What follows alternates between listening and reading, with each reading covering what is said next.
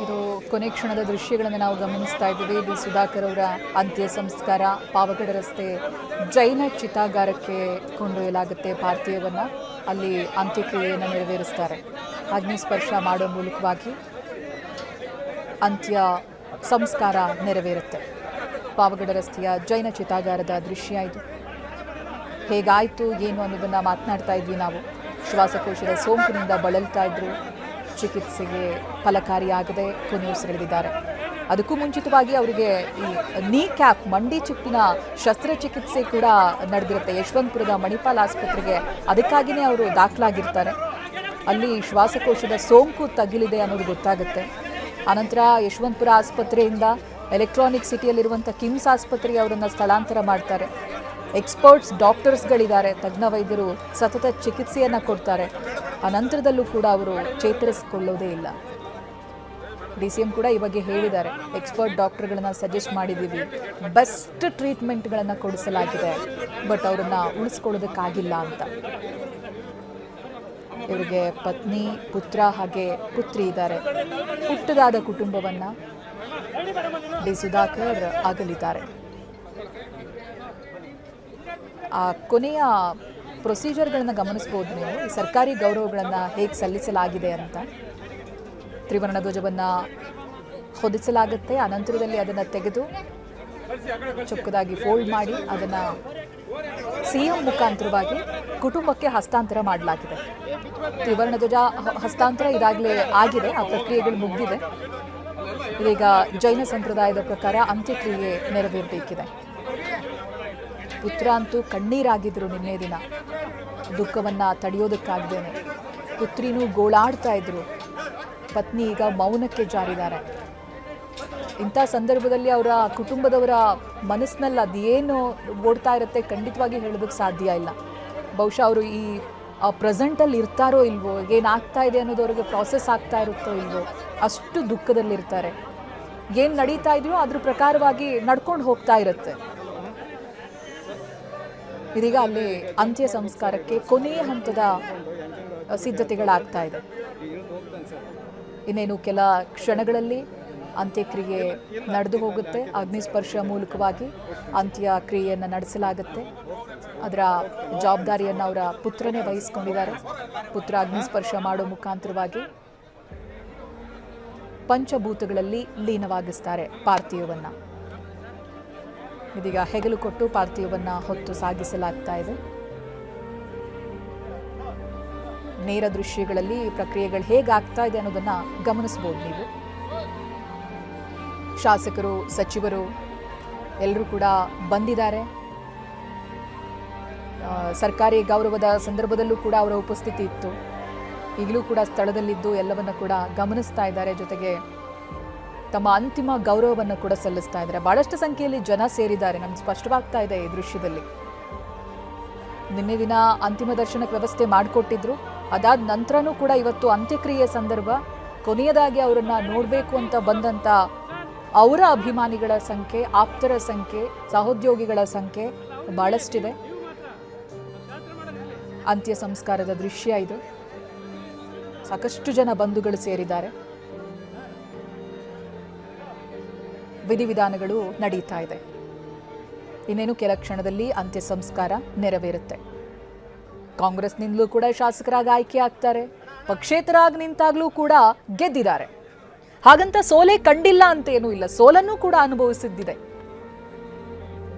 ಅಂತ ಸಂದರ್ಭದಲ್ಲೂ ಕೂಡ ಜನಸೇವೆಯನ್ನ ಮರ್ತಿರ್ಲಿಲ್ಲ. ಸೋತಾಗ್ಲೂ ಗೆದ್ದಾಗ್ಲೂ ಅವರ ಕ್ಷೇತ್ರದ ಜನರನ್ನ ಒಂದೇ ರೀತಿಯಾಗಿ ನೋಡ್ತಾ ಇದ್ರು. ಯಾರು ಏನೇ ಕಷ್ಟ ಅಂತ ಬಂದಾಗ್ಲೂ ಕೂಡ ಅವರಿಗೆ ಸಹಾಯ ಹಸ್ತ ಚಾಚ್ತಾ ಇದ್ರು. ಈ ರೀತಿಯಾದಂಥ ಘಟನೆಗಳು ಮಾತ್ರನೇ ಜನರಿಗೆ ಒಬ್ಬ ವ್ಯಕ್ತಿ ಅಗಲಿದಾಗ ನೆನಪಾಗೋದು. ನಮಗೆ ಸಹಾಯ ಮಾಡಿದ್ರು, ನಮ್ಮ ಕಷ್ಟಗಳಿಗೆ ನೆರವಾಗಿದ್ರು, ನಮ್ಮ ಕಣ್ಣೀರು ಒರೆಸಿದ್ರು ಅಂತ. ಡಿ ಸುಧಾಕರ್ ಅವ್ರ ಬಗ್ಗೆ ಬಹಳಷ್ಟು ಜನ ಅವರು ವಿಧಿವಶರಾದ್ರು ಅಂತ ಗೊತ್ತಾಗ್ತಾ ಇದ್ದ ಹಾಗೆ ಮಾತನಾಡಿದ್ರು ಅಥವಾ ಕಣ್ಣೀರು ಹಾಕಿದ್ರು ಅಂತ ಹೇಳಿದ್ರೆ ಅದು ಸುಮ್ಮನೆ ಅಲ್ಲ. ಅಷ್ಟು ಪ್ರೀತಿಯನ್ನ ಅವ್ರು ಗಳಿಸಿರ್ತಾರೆ, ಆಪ್ತತೆ ಇರುತ್ತೆ, ಆತ್ಮೀಯತೆಯನ್ನ ಬೆಳೆಸ್ಕೊಂಡಿರ್ತಾರೆ. ಈಗಿನ ಈಗಿನ ಕುಟುಂಬಗಳಲ್ಲಿ ಒಂದು ಕುಟುಂಬದಲ್ಲೇ ಪ್ರೀತಿ ಸೌಹಾರ್ದತೆ ಇರೋದು ಕಡಿಮೆ. ಅಂಥದ್ರಲ್ಲಿ ಒಬ್ಬ ಜನಪ್ರತಿನಿಧಿಯಾಗಿ, ರಾಜಕಾರಣಿಯಾಗಿ ಕ್ಷೇತ್ರದ ಜನರ ಪ್ರೀತಿ ಗಳಿಸೋದು, ಅವ್ರ ಜೊತೆ ಸಂಪರ್ಕದಲ್ಲಿರೋದು. ನೋಡಿ, ಡಿ ಸುಧಾಕರ್ ಅವರು ಇನ್ನಿಲ್ಲ ಅಂತ ಗೊತ್ತಾದಾಗ ಎಷ್ಟೊಂದು ಸಾವಿರ ಸಂಖ್ಯೆಯಲ್ಲಿ ಜನ ಬಂದರು. ಅವರಿಗೆ ಗೌರವ ವಂದನೆ ಸಲ್ಲಿಸಬೇಕು, ಕೊನೆಯದಾಗಿ ಅವರನ್ನ ನೋಡಬೇಕು, ಗೌರವ ಸಲ್ಲಿಸಬೇಕು ಅನ್ನೋ ದೃಷ್ಟಿಯಲ್ಲಿ ಸಾಕಷ್ಟು ಸಂಖ್ಯೆಯಲ್ಲಿ ಜನ ಬರ್ತಾರೆ.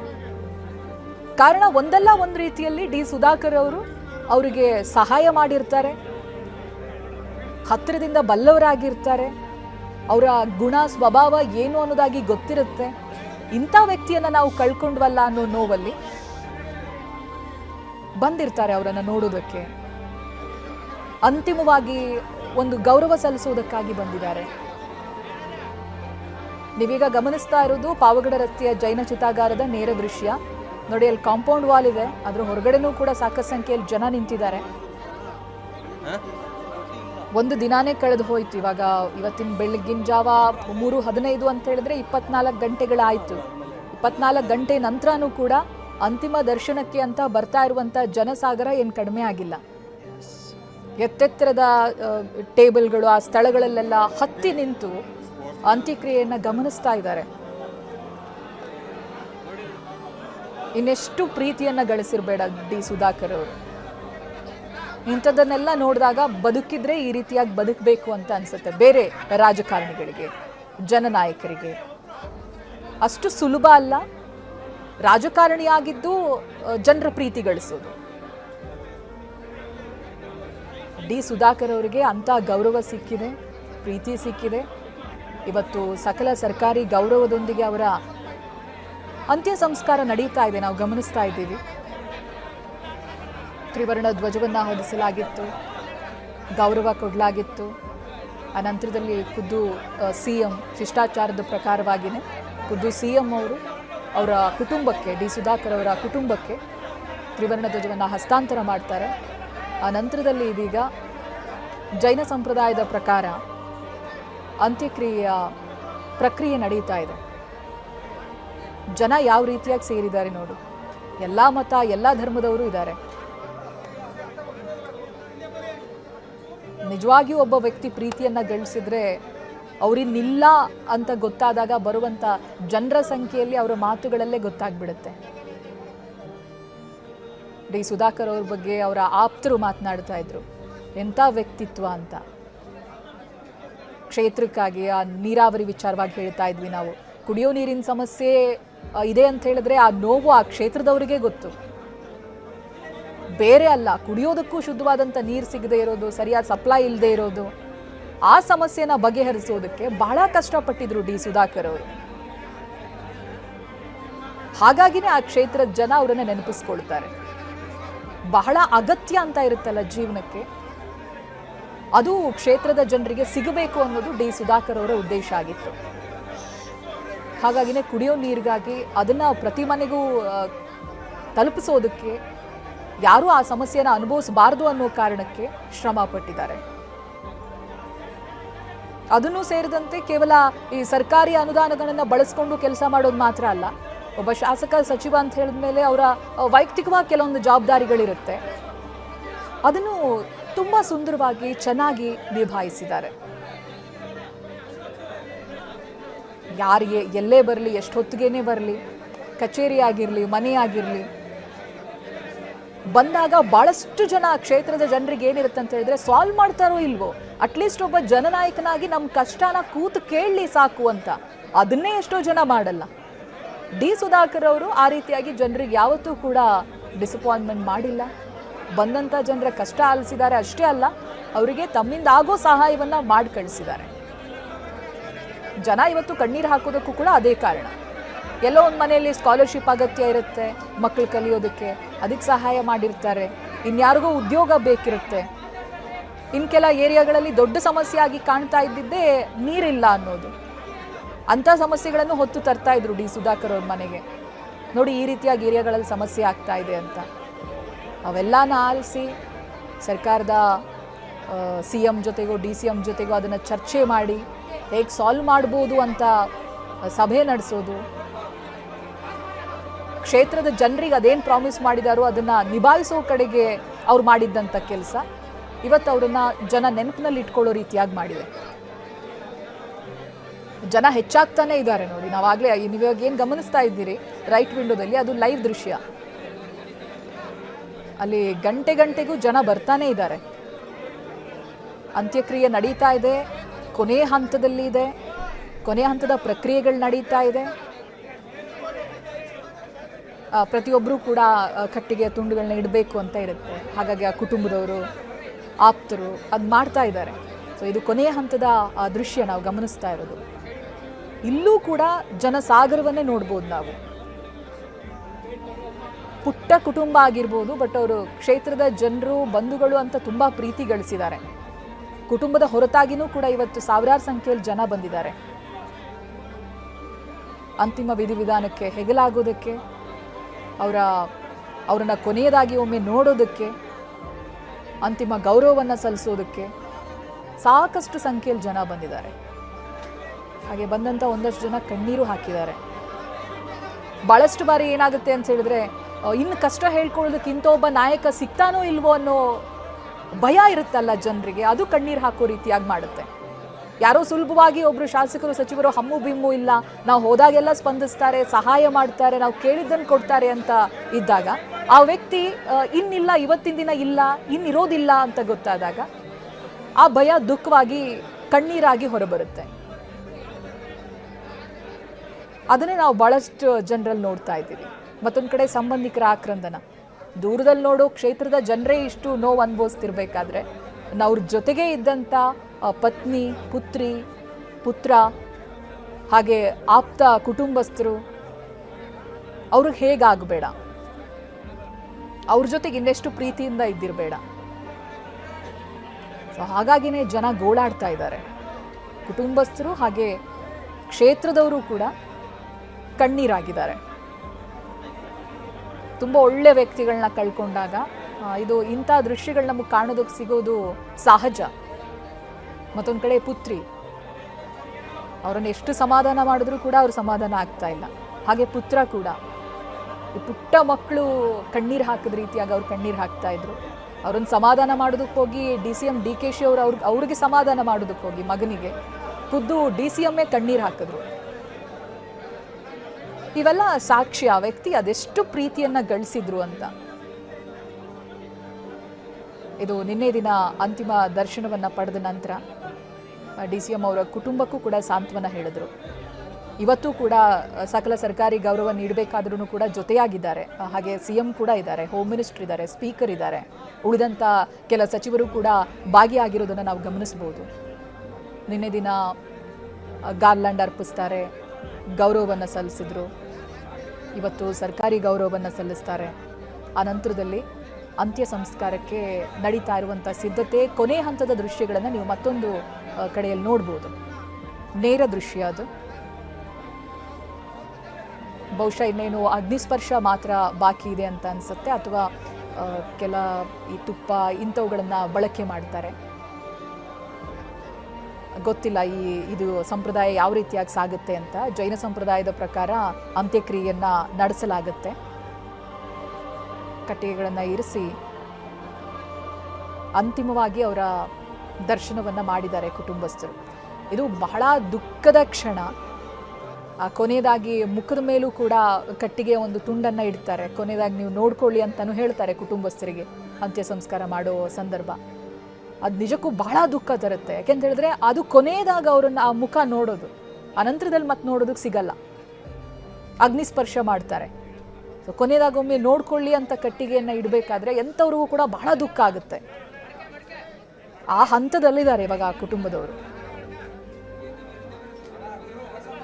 ಸಂಬಂಧಿಕರೆಲ್ಲ ಬಂದಿದ್ದಾರೆ, ಕುಟುಂಬದ ಜೊತೆಯಾಗಿದ್ದಾರೆ, ಅವ್ರಿಗೆ ಧೈರ್ಯ ಹೇಳ್ತಾ ಇದ್ದಾರೆ. ಕುಟುಂಬದ ಇಂಥ ಸದಸ್ಯನನ್ನು ಕಳ್ಕೊಂಡಾಗ ಮುಂದೇನು ಮಾಡಬೇಕು ಅನ್ನೋದೇ ಗೊತ್ತಾಗಲ್ಲ.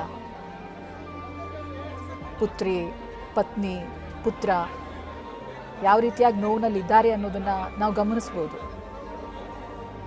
ಇದೀಗ ಪುತ್ರ ಆ ಕೊನೆಯ ಪ್ರಕ್ರಿಯೆಯನ್ನು ಮುಗಿಸ್ತಾ ಇದ್ದಾರೆ, ಗಮನಿಸ್ಬೋದು ನೀವು. ಹಿಂದಿರುಗಿ ನೋಡಿದ ರೀತಿಯಾಗಿ 3 ಸುತ್ತನ್ನು ಹಾಕ್ತಾರೆ. ಆನಂತರದಲ್ಲಿ ಮಣ್ಣಿನ ಮಡಿಕೆಯನ್ನು ಹಿಂದಕ್ಕೆ ಅದೇ ರೀತಿಯಾಗಿ ಬಿಟ್ಟು ಬಿಡ್ತಾರೆ. ಆನಂತರ ಅಗ್ನಿಸ್ಪರ್ಶವನ್ನು ಮಾಡಲಾಗುತ್ತೆ. ಪಂಚಭೂತಗಳಲ್ಲಿ ಲೀನವಾದರೆ ಅದು ಶ್ರೇಷ್ಠ ಅನ್ನುವಂಥ ನಂಬಿಕೆ ಇದೆ. ಜೈನ ಸಂಪ್ರದಾಯದಲ್ಲೂ ಕೂಡ ಈಗ ಅಗ್ನಿಸ್ಪರ್ಶವನ್ನು ಮಾಡಿ ಅಂತಿಮ ವಿಧಿವಿಧಾನಗಳನ್ನು ನೆರವೇರಿಸಲಾಗ್ತಾ ಇದೆ. ಮಗ ಪ್ರಕ್ರಿಯೆಗಳನ್ನು ನೆರವೇರಿಸ್ತಾ ಇದ್ದಾರೆ. ಹಿರಿಯರ ಮಾರ್ಗದರ್ಶನ ಇದೆ. ತುಳಿದಿರೋರು ಅವರಿಗೆ ಮಾರ್ಗದರ್ಶನ ಮಾಡ್ತಾ ಇದ್ದಾರೆ. ಈ ರೀತಿ ಸುತ್ತುವರೆದು ಅನಂತರ ಮಡಿಕೆಯನ್ನು ಒಡೆದು ಅಗ್ನಿಸ್ಪರ್ಶವನ್ನು ಮಾಡಲಾಗುತ್ತೆ.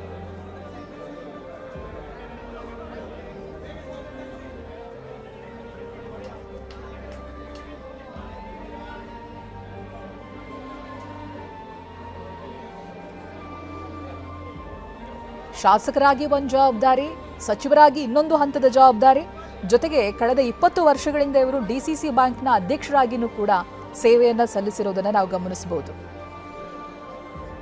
ಜಿಲ್ಲಾ ಸಹಕಾರ ಕೇಂದ್ರದ ಬ್ಯಾಂಕ್ಗೂ ಕೂಡ ಅಧ್ಯಕ್ಷರಾಗಿರ್ತಾರೆ, ಡಿಸಿಸಿ ಬ್ಯಾಂಕ್ಗೂ ಕೂಡ ಅಧ್ಯಕ್ಷರಾಗಿರ್ತಾರೆ. ಚಳ್ಳಕೆರೆ ಹಿರಿಯೂರು ಕ್ಷೇತ್ರದಲ್ಲಂತೂ ಗೆದ್ದಿರೋದು ನಿಜಕ್ಕೂ ಆಶ್ಚರ್ಯ. ಅದು ಅವರ ಇಡೀ ಸಮುದಾಯದ ಮತನೇ ಒಂದು 100 ಮತ ಕೂಡ ಇಲ್ಲ. ಅಂಥದ್ರಲ್ಲಿ ಅವರು 4 ಬಾರಿ ಶಾಸಕರಾಗಿ ಆಯ್ಕೆಯಾಗ್ತಾರೆ, ಜನಸೇವೆ ಮಾಡ್ತಾರೆ ಅಂತ ಹೇಳಿದ್ರೆ ನಿಜಕ್ಕೂ ಅಚ್ಚರಿಯ ಸಂಗತಿ ಇದು. ಕಾಂಗ್ರೆಸ್ ಪಕ್ಷ ಕೂಡ ಅವ್ರ ಮೇಲೆ ನಂಬಿಕೆ ಇಟ್ಟಿತ್ತು, ಗೆದ್ದು ಬರ್ತಾರೆ ಅಂತ.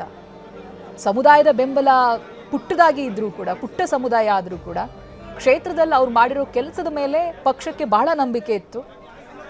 ಇವರಿಗೆ ಟಿಕೆಟ್ ಕೊಟ್ಟರೆ ಗೆದ್ದು ಬರ್ತಾರೆ ಅಂತ. ಯಾಕೆಂತ ಹೇಳಿದ್ರೆ ಒಮ್ಮೆ ಕಾಂಗ್ರೆಸ್ನಿಂದ ಟಿಕೆಟ್ ತಪ್ಪಿದಾಗ ಪಕ್ಷೇತರಾಗಿ ನಿಂತು ಕೂಡ ಗೆದ್ದಿರ್ತಾರೆ. ಅದು ತೋರಿಸುತ್ತೆ ಈ ಕ್ಷೇತ್ರದಲ್ಲಿ ಅವ್ರ ಹಿಡಿತ ಯಾವ ರೀತಿಯಾಗಿದೆ ಅನ್ನೋದಾಗಿ ತೋರಿಸುತ್ತೆ. ಹಾಗಾಗಿನೇ ಮತ್ತೆ ಕಾಂಗ್ರೆಸ್ ಅವ್ರಿಗೆ ಟಿಕೆಟ್ ಕೊಡುತ್ತೆ, ಸಚಿವ ಸ್ಥಾನ ಕೂಡ ಕೊಡುತ್ತೆ. 2023ರಲ್ಲಿ ಕಾಂಗ್ರೆಸ್ನಿಂದ ಮತ್ತೆ ಶಾಸಕರಾಗಿ ಅವರು ಆಯ್ಕೆ ಆದಾಗ ಸಾಂಖ್ಯಿಕ ಮತ್ತೆ ಯೋಜನಾ ಸಚಿವ ಸ್ಥಾನವನ್ನು ಅವ್ರಿಗೆ ಕೊಡಲಾಗುತ್ತೆ. ಸಚಿವ ಸಂಪುಟದಲ್ಲೂ ಕೂಡ ಸ್ಥಾನ ಕೊಡ್ತಾರೆ. ಯಾಕೆಂತ ಹೇಳಿದ್ರೆ 1-2 ಬಾರಿ ಅಲ್ಲ, 4 ಬಾರಿ ಶಾಸಕರಾಗಿ ಕಾಂಗ್ರೆಸ್ನಿಂದಲೇ ಆಯ್ಕೆಯಾಗಿರೋರು, ಪಕ್ಷೇತರಾಗಿದ್ದು ಕೂಡ ತಮ್ಮ ಶಕ್ತಿಯನ್ನು ತೋರಿಸಿದ್ದವರು. ಅವರು ಕೊಡಬೇಕಾದಂಥ ಗೌರವ ಕೊಡಬೇಕು ಅಂತ ಸಚಿವರಾಗಿಯೂ ಕೂಡ ಅವರಿಗೆ ಒಂದು ಸ್ಥಾನವನ್ನು ಒದಗಿಸಿರ್ತಾರೆ. ಅಂಡ್ ಸಚಿವ ಸ್ಥಾನ ಸಿಕ್ಕಿರೋದು ಪಕ್ಷದ ಜೊತೆಗೆ ಅವ್ರ ಒಡನಾಟ ಹೇಗಿದೆ ಅನ್ನೋದನ್ನು ಕೂಡ ಹೇಳುತ್ತೆ. ಅದೇ ಕಾರಣಕ್ಕನ್ಸುತ್ತೆ DCM DKಶಿ ಅವರು ಕಣ್ಣೀರು ಹಾಕಿದ್ದು. ಕುಟುಂಬದವ್ರಿಗೆ ಸಾಂತ್ವನ ಹೇಳ್ತಾ ಹೇಳ್ತಾ ಖುದ್ದು DCM ಅವರೇ ಕಣ್ಣೀರು ಹಾಕಿದ್ರು. ಅವರ ಆಪ್ತತೆ ಎಷ್ಟಿತ್ತು, ಅವರ ಒಡನಾಟ ಎಷ್ಟಿತ್ತು, ಸ್ನೇಹ ಯಾವ ರೀತಿಯಾಗಿತ್ತು ಅನ್ನೋದನ್ನು ತೋರಿಸುತ್ತೆ. ಸಚಿವರು ಅಂತ ಹೇಳಿದ್ಮೇಲೆ ಕ್ಷೇತ್ರದ ಸಮಸ್ಯೆಯನ್ನು ಹೊತ್ತು ಬಂದೇ ಬರ್ತಾರೆ, ಹೇಳ್ಕೊಳ್ತಾರೆ, ಏನು ಮಾಡ್ಬೋದು ಏನು ಅನ್ನೋದ್ರ ಬಗ್ಗೆ ಚರ್ಚೆಗಳಾಗಿರುತ್ತೆ. ಆ ಒಡನಾಟಗಳೆಲ್ಲ DCMಗೆ ನೆನಪಾಗಿದೆ. ಹಾಗೇನೆ ನಿನ್ನೆ ದಿನ ಅಂತಿಮ ದರ್ಶನ ಮಾಡ್ತಾರೆ, ಗಾರ್ಲ್ಯಾಂಡ್ ಇಡ್ತಾರೆ, ಆನಂತರದಲ್ಲಿ ಕಣ್ಣೀರು ಹಾಕಿದ್ದಾರೆ. ಮತ್ತೊಂದು ದೃಶ್ಯದಲ್ಲಿ ನೀವು ಗಮನಿಸ್ತಾ ಇರೋದು ಈ ಕ್ಷಣಕ್ಕೆ ನಡೀತಾ ಇರುವಂಥ ಅಂತ್ಯ ಸಂಸ್ಕಾರದ ಕೊನೆಯ ಪ್ರಕ್ರಿಯೆಗಳು. ಚಿತೆಗೆ ಅಗ್ನಿಸ್ಪರ್ಶ ಮಾಡೋದೊಂದೇ ಬಾಕಿ ಇದೆ. ಉಳಿದಂತೆ ಎಲ್ಲ ಪ್ರಕ್ರಿಯೆಗಳು ಇದಾಗಲೇ ನಡೆದ ರೀತಿಯಾಗಿ ಕಾಣಿಸ್ತಾ ಇದೆ ನಿಮಗೆ. ಆಗಲೇ ನಾವು ಹೇಳ್ತಿದ್ದ ಹಾಗೆ ಜನಸಾಗರ ಬರ್ತಾನೇ ಇದೆ. ಕಾಂಪೌಂಡ್ ವಾಲ್ ಆಚೆಗೂ ಕೂಡ ನಿಂತು ನೋಡ್ತಾ ಇದ್ದಾರೆ ಜನ. ಸೊ ಇಲ್ಲಿಗೆ ಅವರ ಮುಖದರ್ಶನ ಕೂಡ ಇರೋದಿಲ್ಲ, ಕಂಪ್ಲೀಟ್ ಆಗಿ ಕವರ್ ಮಾಡಿದ್ದಾರೆ. ಇನ್ನು ಅಗ್ನಿಸ್ಪರ್ಶವನ್ನು ನೀಡೋ ಮೂಲಕವಾಗಿ ಪಂಚಭೂತಗಳಲ್ಲಿ ಪಾರ್ಥಿವವನ್ನು ಲೀನ ಮಾಡಲಾಗುತ್ತೆ. ಪಾವಗಡ ರಸ್ತೆಯ ಜೈನ ಚಿತಾಗಾರದ ನೇರ ದೃಶ್ಯ ಇದು. ಇನ್ನೇನು ಕೆಲ ಕ್ಷಣಗಳಷ್ಟೇ, ಬಹುಶಃ ಪ್ರಾರ್ಥನೆಗಳೆಲ್ಲ ಇರುತ್ತೆ ಅನಿಸುತ್ತೆ. ಅದಾದ ನಂತರದಲ್ಲಿ ಅಗ್ನಿಸ್ಪರ್ಶವನ್ನು ಮಾಡ್ತಾರೆ, ಪುತ್ರ ಅಗ್ನಿಸ್ಪರ್ಶವನ್ನು ಮಾಡ್ತಾರೆ. ಸಾಮಾನ್ಯವಾಗಿ ಸಂಪ್ರದಾಯಗಳಲ್ಲಿ ಪುತ್ರರೇ ಅಗ್ನಿಸ್ಪರ್ಶ ಮಾಡಬೇಕು ಅನ್ನೋದಾಗಿರುತ್ತೆ. ಡಿ ಸುಧಾಕರ್ ಅವರಿಗೆ ಒಬ್ಬ ಪುತ್ರ, ಒಬ್ಬರು ಪುತ್ರಿ, ಹಾಗೆ ಪತ್ನಿ. ಇವರೀಗ ಪುತ್ರ ಅಗ್ನಿಸ್ಪರ್ಶ ಮಾಡೋ ಮೂಲಕವಾಗಿ ಅಂತಿಮವಾಗಿ ಅಂತ್ಯಕ್ರಿಯೆ ಪ್ರಕ್ರಿಯೆಯನ್ನು ಅವರು ಮುಗಿಸ್ತಾರೆ. ಎಷ್ಟೆಷ್ಟು ಡಾಕ್ಟರ್ಸ್ಗಳ ಪ್ರಯತ್ನನೂ ಕೂಡ ಡಿ ಸುಧಾಕರ್ ಅವರ ವಿಚಾರದಲ್ಲಿ ಫಲ ಕೊಡಲೇ ಇಲ್ಲ. ಶ್ವಾಸಕೋಶದ ಸೋಂಕಿದೆ ಅನ್ನೋದು ಗೊತ್ತಾಗುತ್ತೆ. ಅದು ಗೊತ್ತಾಗೋದು ಮಂಡಿ ಚಿಪ್ಪಿನ ಶಸ್ತ್ರ ಚಿಕಿತ್ಸೆಗಾಗಿ ಅವರು ಯಶವಂತಪುರದ ಮಣಿಪಾಲ ಆಸ್ಪತ್ರೆಗೆ ಅಡ್ಮಿಟ್ ಆಗ್ತಾರೆ. ಆಗ ಗೊತ್ತಾಗಿದ್ದು ಅವರಿಗೆ ಶ್ವಾಸಕೋಶದ ಸೋಂಕು ತಗುಲಿದೆ ಅಂತ. ಅನಂತರ ತಡ ಮಾಡೋದಿಲ್ಲ, ಯಶವಂತಪುರ ಆಸ್ಪತ್ರೆಯಿಂದ ನೇರವಾಗಿ ಎಲೆಕ್ಟ್ರಾನಿಕ್ ಸಿಟಿ ಕಿಮ್ಸ್ ಆಸ್ಪತ್ರೆಗೆ ಅವರನ್ನ ಶಿಫ್ಟ್ ಮಾಡ್ತಾರೆ. ಉತ್ತಮ ಚಿಕಿತ್ಸೆ ಕೊಡಬೇಕು ಅಂತ ಕ್ವಿಕ್ ಆಗಿ ತಗೊಂಡಿರುವಂಥ ಡಿಸಿಷನ್ ಅದು. ಯಶವಂತಪುರ ಆಸ್ಪತ್ರೆಯಿಂದ ಎಲೆಕ್ಟ್ರಾನಿಕ್ ಸಿಟಿಯ ಕಿಮ್ಸ್ ಆಸ್ಪತ್ರೆಗೆ ಸ್ಥಳಾಂತರ ಮಾಡಿದ್ದು. ತಜ್ಞ ವೈದ್ಯರೆಲ್ಲ ಇರ್ತಾರೆ, ಸತತ ಚಿಕಿತ್ಸೆಯನ್ನು ಕೂಡ ಕೊಟ್ಟಿರ್ತಾರೆ. ಬಟ್ ಯಾವುದೇ ರೀತಿಯ ಚೇತರಿಕೆ ಅವರ ಆರೋಗ್ಯದಲ್ಲಿ ಕಂಡುಬರಲ್ಲ. ಅನಂತರ ನಿನ್ನೆ ದಿನ ಬೆಳಗ್ಗಿನ ಜಾವ ಒಂದು 3:15 ಸುಮಾರಿಗೆ ಡಿ ಸುಧಾಕರ್ ಅವರು ಅಗಲಿದ್ದಾರೆ ಅನ್ನೋದು ಗೊತ್ತಾಗುತ್ತೆ. ಇಡೀ ಕ್ಷೇತ್ರದ ಜನರಿಗೆ ಕೇವಲ ಗಂಟೆಗಳಲ್ಲಿ ಎಲ್ಲರೂ ಸುದ್ದಿ ತಲುಪಿರುತ್ತೆ ಈ ರೀತಿಯಾಗಿ ಆಗಿದೆ ಅಂತ. ಆ ಕ್ಷಣದಿಂದಲೇ ಅವರನ್ನು ನೋಡೋದಕ್ಕೆ ಅಂತ ಸಾವಿರಾರು ಸಂಖ್ಯೆಯಲ್ಲಿ ಜನ ಬರೋದಕ್ಕೆ ಪ್ರಾರಂಭ ಮಾಡ್ತಾರೆ. ಈಗಲೂ ಕೂಡ ಆ ಗುಂಪನ್ನು ನಾವು ಗಮನಿಸಬಹುದು, ಎಷ್ಟು ಸಂಖ್ಯೆಯಲ್ಲಿ ಜನ ಬರ್ತಾ ಇದ್ದಾರೆ ನೋಡಿ. ಕುಟುಂಬಸ್ಥರಿದ್ದಾರೆ, ಹಾಗೆ ಅವರ ಆಪ್ತರಿದ್ದಾರೆ, ಜೊತೆಗೆ ಅವರನ್ನ ನೋಡಿರುವಂಥವ್ರು, ಹೇಳಿದಾಗೆ ಕ್ಷೇತ್ರದವರು ನಂತರ ಅವರಿಗೆ ಕಷ್ಟಗಳನ್ನು ಹೇಳ್ಕೊಳ್ಳೋದಕ್ಕೆ ಹೋದವರು, ಅವರಿಂದ ಸಹಾಯವನ್ನ ಪಡೆದವರು ಎಲ್ಲರೂ ಇವತ್ತಿನ ದಿನ ಕೊನೆಯದಾಗಿ ಅವರಿಗೆ ಗೌರವವನ್ನು ಸಲ್ಲಿಸೋದಕ್ಕೆ ಬರ್ತಾ ಇದ್ದಾರೆ. ಕೊನೆಯ ಪ್ರಕ್ರಿಯೆಗಳನ್ನು ನಾವು ಗಮನಿಸ್ತಾ ಇದ್ದೀವಿ. ಹಾಗೆ ಆಗಲೇ ನಾವು ಅವರ ರಾಜಕೀಯ ಹಾದಿ ಹೇಗಿತ್ತು ಅನ್ನೋದನ್ನ ನೆನಪಿಸ್ಕೊಳ್ತಾ ಇದ್ವಿ. 28/3/1961 ಜನಿಸಿದವರು ಡಿ ಸುಧಾಕರ್. 2004 ಅದೇ ಪ್ರಾರಂಭ ಅವರಿಗೆ. ಮೊದಲ ಬಾರಿ ಚಳ್ಳಕೆರೆಯಿಂದ ಶಾಸಕರಾಗಿ ಆಯ್ಕೆ ಆಗ್ತಾರೆ. ಕೋಇನ್ಸಿಡೆನ್ಸ್ ಅಂದರೆ ಫಸ್ಟ್ ಟೈಮ್ ಅವರು ಶಾಸಕರಾಗಿ ಆಯ್ಕೆಯಾಗಿದ್ದು ಕಾಂಗ್ರೆಸ್ ಪಕ್ಷದಿಂದಲೇ. ಅನಂತರ ಪಕ್ಷ ಬದಲಾಯಿಸ್ತಾರೆ, ಪಕ್ಷೇತರರಾಗಿಯೂ ನಿಲ್ತಾರೆ. ಬಟ್ ಈ ಕೊನೆ ಹಂತದಲ್ಲಿದೆಯಲ್ಲ, ಅವ್ರು ಮತ್ತೆ ಕಾಂಗ್ರೆಸ್ ಮೂಲಕನೇ ಶಾಸಕರಾಗಿ ಆಯ್ಕೆಯಾಗಿತ್ತು. ಕಾಂಗ್ರೆಸ್ ಪಕ್ಷನೇ ಅವ್ರಿಗೆ ಟಿಕೆಟ್ ಕೊಟ್ಟಿದ್ದು. ಅನಂತರ ಇಲ್ಲೇ ಅವರಿಗೆ ಸಚಿವ ಸ್ಥಾನ ಕೂಡ ಸಿಕ್ಕಿದ್ದು. ಆರಂಭನೂ ಕಾಂಗ್ರೆಸ್ ಪಕ್ಷದಿಂದಲೇ ಶುರು ಮಾಡ್ತಾರೆ, ಅಂತ್ಯನೂ ಕೂಡ ಕಾಂಗ್ರೆಸ್ ಪಕ್ಷದಿಂದಲೇ. ಕಾಂಗ್ರೆಸ್ ಪಕ್ಷದಲ್ಲಿ ಇರಬೇಕಾದ್ರೇ ಅವರು ಶಾಸಕರಾಗಿ ಸಚಿವರಾಗಿದ್ದು ಸೇವೆ ಸಲ್ಲಿಸಿ ಇವತ್ತು ಎಲ್ಲರನ್ನ ಅಗಲಿದ್ದಾರೆ. ಅಂದರೆ ಏನಿಲ್ಲ ಅಂದ್ರೂ 2004ರಿಂದ 2026ರವರೆಗೆ ಕಾಂಗ್ರೆಸ್ನ ನಾಯಕರೆಲ್ಲರೂ ಕೂಡ ಅವರನ್ನ ಬಲ್ಲವರೇ ಇರೋದು, ಅವ್ರ ಜೊತೆಗೆ ಒಡನಾಟದಲ್ಲಿ ಇದ್ದವರೇ ಇರೋದು. ಹಾಗಾಗಿನೇ ಇವತ್ತು ಬಹಳಷ್ಟು ಸಂಖ್ಯೆಯಲ್ಲಿ ಶಾಸಕ ಸಚಿವರುಗಳೇ ಬರ್ತಾ ಇದ್ದಾರೆ,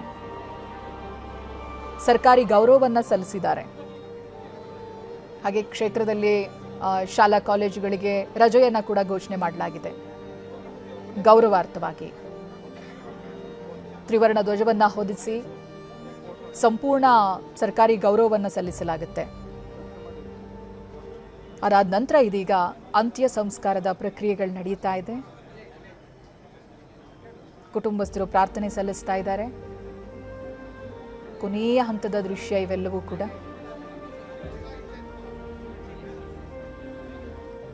ಬ್ಯಾಕ್ ಟು ಬ್ಯಾಕ್ 2008ರಲ್ಲೂ ಹಾಗೆ 2013ರಲ್ಲೂ ಕೂಡ ಅವರು ಕಾಂಗ್ರೆಸ್ ಪಕ್ಷದಿಂದಲೇ ಶಾಸಕರಾಗಿ ಆಯ್ಕೆಯಾಗಿತ್ತು.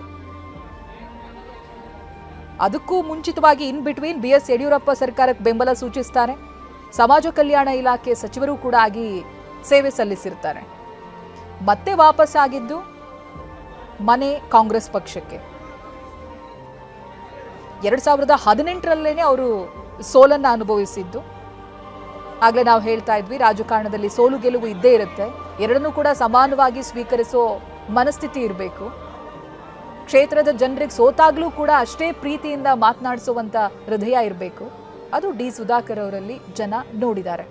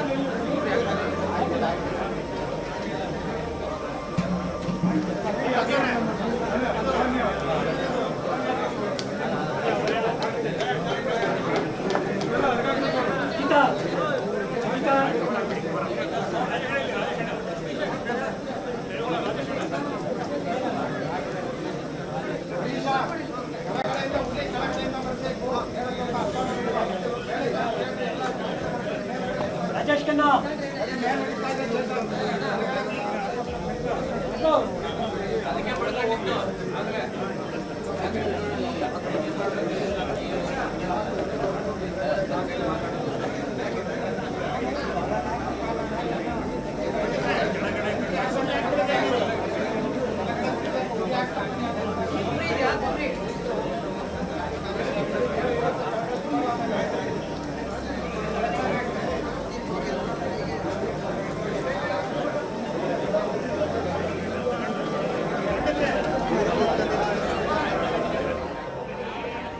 ಕೊನೆಯದಾಗಿ ಅಗ್ನಿಸ್ಪರ್ಶ ಮಾಡಲಾಗಿದೆ. ಪುತ್ರ ಅಗ್ನಿಸ್ಪರ್ಶ ಮಾಡ್ತಾರೆ. ಆ ನಂತರದಲ್ಲಿ ಸಂಪ್ರದಾಯದ ಪ್ರಕಾರ ಅವರು ತಿರುಗಿ ಮತ್ತೆ ಚಿತೆಯನ್ನು ನೋಡೋ ಹಾಗಿಲ್ಲ, ಹಾಗಾಗಿ ಅವ್ರು ಮುಂದಕ್ಕೆ ಸಾಕ್ತಾರೆ. ಉಳಿದಂಥ ಕುಟುಂಬಸ್ಥರು ತುಪ್ಪವನ್ನು ಕೂಡ ಸ್ಪರ್ಶ ಮಾಡಿದ್ದಾರೆ ಅಗ್ನಿಗೆ. ತುಪ್ಪ, ತೆಂಗಿನಕಾಯಿ ಇತ್ಯಾದಿಗಳನ್ನು ಸ್ಪರ್ಶ ಮಾಡೋ ಮುಖಾಂತರವಾಗಿ ಅಂತಿಮ ವಿಧಿವಿಧಾನಗಳನ್ನು ನೆರವೇರಿಸಿದ್ದಾರೆ. ಪುತ್ರ ಸುಹಾಸ್ ಅಗ್ನಿಸ್ಪರ್ಶ ಮಾಡೋ ಮುಖಾಂತರವಾಗಿ ಅಂತ್ಯಕ್ರಿಯೆಯನ್ನು ನೆರವೇರಿಸಿದ್ದಾರೆ. ಡಿ ಸುಧಾಕರ್ ಪಂಚಭೂತಗಳಲ್ಲಿ ಲೀನವಾಗಿದ್ದಾರೆ. ಎಲ್ಲ ಪ್ರಕ್ರಿಯೆಗಳು ಇಲ್ಲಿಗೆ ಮುಗಿಯುತ್ತೆ. ಸರ್ಕಾರಿ ಗೌರವಗಳನ್ನು ಕೂಡ ಸಲ್ಲಿಸಲಾಗಿತ್ತು. ಅದಾದ ನಂತರ ಕುಟುಂಬಸ್ಥರು ಸೇರಿ ಅವರ ಜೈನ ಸಂಪ್ರದಾಯದ ಪ್ರಕಾರ ಅಂತ್ಯಕ್ರಿಯೆಯನ್ನು ನೆರವೇರಿಸಿದ್ದಾರೆ. ಪುತ್ರನಿಂದ ಅಗ್ನಿಸ್ಪರ್ಶ ಮಾಡಿಸಿದ್ದಾರೆ. ಪಂಚಭೂತಗಳಲ್ಲಿ ಡಿ ಸುಧಾಕರ್ ಲೀನವಾಗಿದ್ದಾರೆ. ಅಲ್ಲಿಗೆ 2004ರಿಂದ 2026ರವರೆಗಿನ ಸುದೀರ್ಘವಾದಂಥ ರಾಜಕೀಯ ಪಯಣ ಮುಕ್ತಾಯ ಆಗುತ್ತೆ. ಆಗಲುವಂಥ ಸಂದರ್ಭ ಸಚಿವ ಸ್ಥಾನವನ್ನು ಕೂಡ ಹೊಂದಿದ್ರು. 2 ಬಾರಿ ಸಚಿವ ಸ್ಥಾನ ಕೂಡ ಸಿಕ್ಕಿರುತ್ತೆ. ಹಿಂದೆ ಬಿಜೆಪಿಯಲ್ಲಿದ್ದಾಗಲೂ ಕೂಡ ಸಚಿವರಾಗಿ ಸೇವೆ ಸಲ್ಲಿಸಿದ್ದಾರೆ. ಕಾಂಗ್ರೆಸ್ಗೆ ಬಂದ ನಂತರದಲ್ಲಿಯೂ ಕೂಡ ಅವರಿಗೆ ಸಚಿವ ಸ್ಥಾನದ ಭಾಗ್ಯ ಒಲಿದು ಬರುತ್ತೆ. 20 ವರ್ಷಗಳಿಗೂ ಅಧಿಕ ಕಾಲ ರಾಜಕೀಯ ಜೀವನವನ್ನು ನಡೆಸಿದ್ದಾರೆ. ಕ್ಷೇತ್ರದ ಜನರ ಏಳ್ಗೆಗಾಗಿ ತಮ್ಮನ್ನು ತಾವು ಅರ್ಪಿಸಿಕೊಂಡಿದ್ದಾರೆ. ಇವತ್ತು ಪಾವಗಡ ರಸ್ತೆಯ ಜೈನ ಚಿತಾಗಾರದ ಬಳಿನೂ ಕೂಡ ಅಷ್ಟೊಂದು ಸಂಖ್ಯೆಯಲ್ಲಿ ಜನ ಸೇರಿದ್ದಾರೆ ಅಂತ ಹೇಳಿದ್ರೆ ಅವ್ರು ಮಾಡಿರುವಂಥ ಜನಸೇವೆನೇ ಕಾರಣ.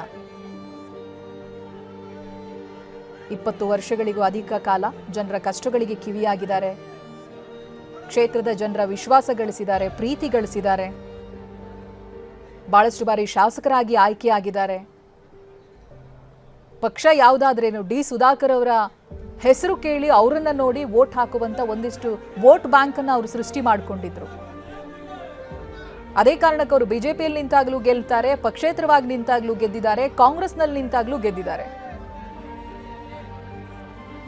ಅಲ್ಲಿಗೆ ಪಕ್ಷಕ್ಕಿಂತ ಹೆಚ್ಚಾಗಿ ಡಿ ಸುಧಾಕರ್ ಅವರು ಅವರದೇ ಆದಂಥ ಇಮೇಜ್ ಅನ್ನ ಅವರ ಕ್ಷೇತ್ರದಲ್ಲಿ ಬೆಳೆಸ್ಕೊಂಡಿದ್ದಾರೆ, ಉಳಿಸ್ಕೊಂಡಿದ್ದಾರೆ ಅನ್ನೋದು ಗೊತ್ತಾಗುತ್ತೆ. ಇವತ್ತು ಅಂತ ವ್ಯಕ್ತಿತ್ವವನ್ನ ಕಳೆದುಕೊಂಡಿದ್ದಾರೆ. ಪಂಚಭೂತಗಳಲ್ಲಿ ಡಿ ಸುಧಾಕರ್ ಲೀನವಾಗಿದ್ದಾರೆ.